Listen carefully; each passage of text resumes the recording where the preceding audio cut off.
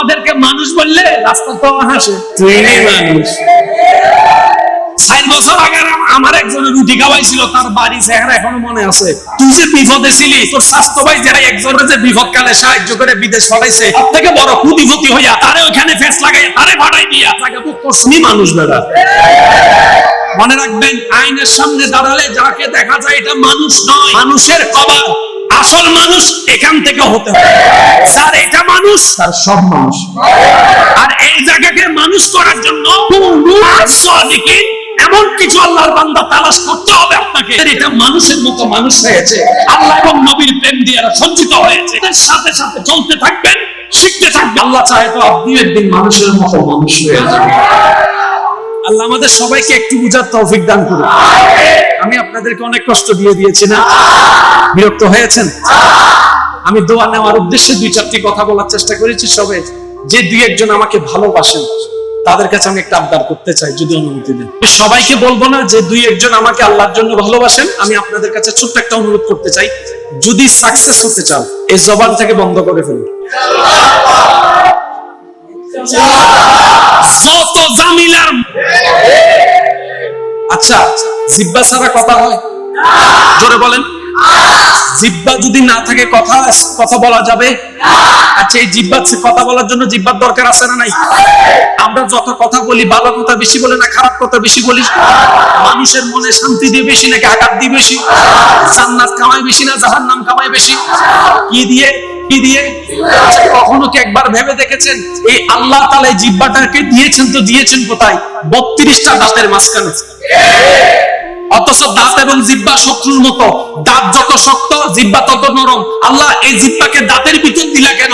রব বলে যে এই দাঁতের এতগুলো আক্রমণের ভিতর থেকে জিহ্বাকে বাঁচাই কি যেভাবে চলার সময় সেভাবে কথা বলিও, যাতে মানুষের অন্তরে আঘাত না পাইছে।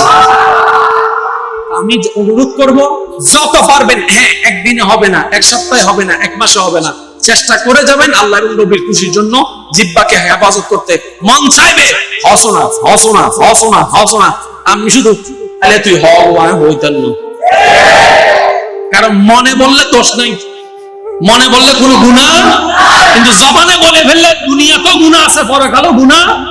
সেজন্য আমি অনুরোধ করব, যত পারবেন জবানটাকে হেফাজত করার চেষ্টা করবেন, আর সর্বদা নিচের দিকে তাকায় থাকার চেষ্টা করবেন।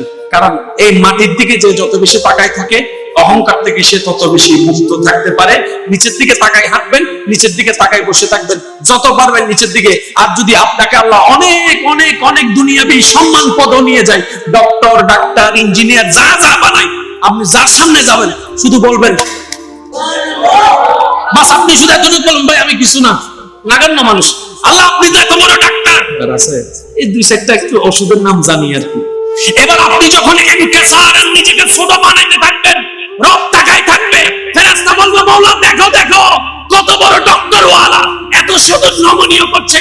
রব বলে যে ওয়াইবাদুর রহমান আল্লাযিনা ইয়ামশুনা আলাল আরদি হাওনান, এটাই তো আমার বান্দা যে বিনয়ী ভাবে চলে। বলেন সেদিন রব আপনাকে বান্দার সার্টিফিকেট দিয়ে দিবে, জান্নাত আপনাকে খুঁজতে, আপনাকে খুঁজতে থাকবে তুই আমার কাছে। আল্লাহ আমাদের সবাইকে কবুল করুন, আমাদের সবাইকে নেককার বান্দা বানানোর তৌফিক দান করুন। এই মজলিসকে আল্লাহ কবুল আর মঞ্জুর করুন। এই কমপ্লেক্স সহ আরো যারা কাজ কর্ম আপাক সকলের মহব্বতের সহযোগিতায় দিন আরো বরকত থেকে বরকত দান করুন। আমিন। শেষবারের মতো আমি সবার মুখে একটু আল্লাহ নামের জিকির শুনতে চাই, এরপর আমি চলে যাব। আপনারা একটু আমাকে জায়গা করে দিতে শক্তি আছে, একবার বলেন সুবহানাল্লাহ। অন্তরের সর্বোচ্চ ভালোবাসা নিয়ে বলেন সুবহানাল্লাহ। এবার বলেন আলহামদুলিল্লাহ। এবার বলেন লা ইলাহা ইল্লাল্লাহ, লা ইলাহা ইল্লাল্লাহ। এবার সবাই দুই হাত বিকার, দুই হাত তুলে বলেন আল্লাহু আকবার, আল্লাহু আকবার, আল্লাহু আকবার, লা ইলাহা ইল্লাল্লাহ, লা ইলাহা ইল্লাল্লাহ, মুহাম্মাদুর রাসূলুল্লাহ সাল্লাল্লাহু আলাইহি ওয়াসাল্লাম।